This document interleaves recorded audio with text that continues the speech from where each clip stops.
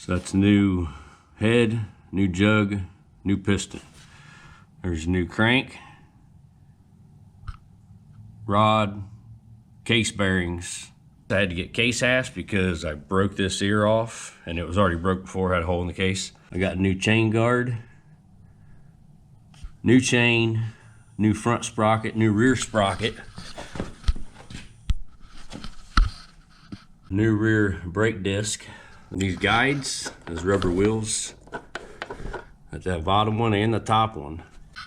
You got a brand new clutch in there. It's a Tusk heavy duty clutch. Carburetor rebuild. Had to get new castle nuts for the front because they were stripped out and destroyed. If you can't find this online, the size of that nut, it's the same as the back one, and you can find the back ones. It's got the same DG exhaust that it had before, but it's all cleaned up, kind of polished. I think I'm gonna wrap it with heat wrap.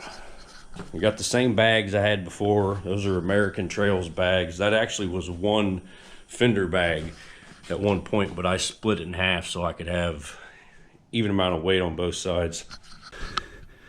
A new tensioner. The factory automatic adjusting ones fail, and if it fails on you when you're running and it slips time, you could tear up a bunch of stuff. New bolts, new grips. There's my grips. They're actually ATV grips. They don't have that rubber around there. That throttle gets stuck on that. Somebody had regular dirt bike grips on here before. Those headlights are just LED fog lights. I took the old ones off because they were broke, didn't work. I put my tail light back where it was before.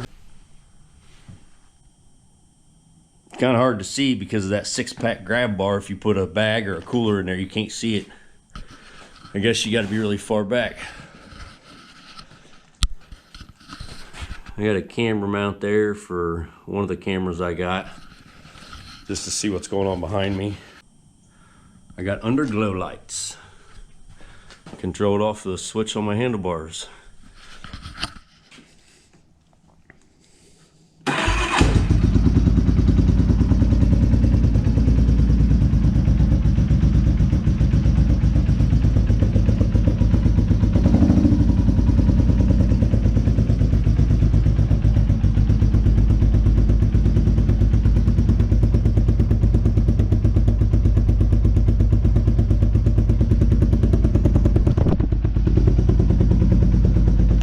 Disc on here, good place to hook a rope, pull somebody out.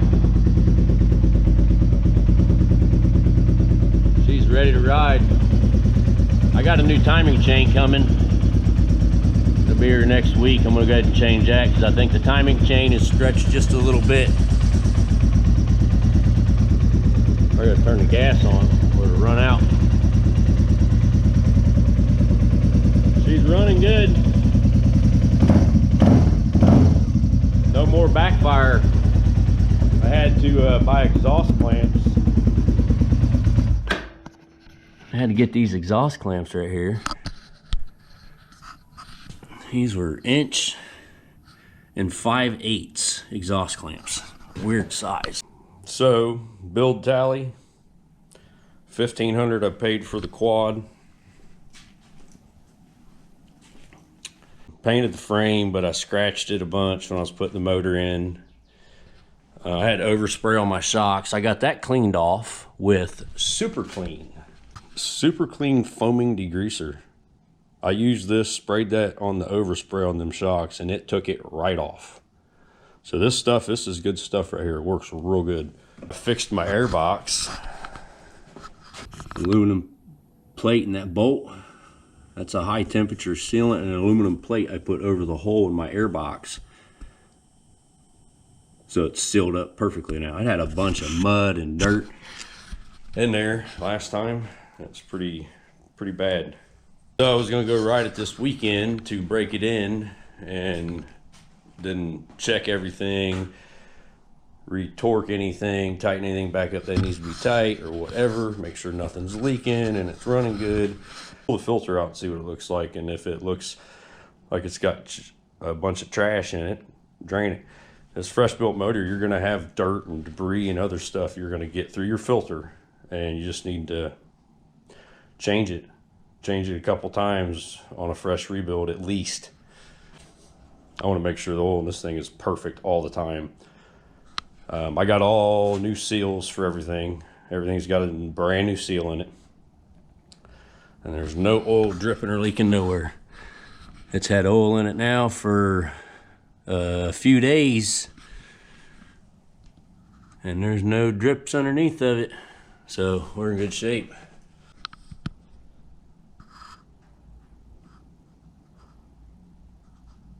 So now it doesn't have that tick. It's gonna be a fun year.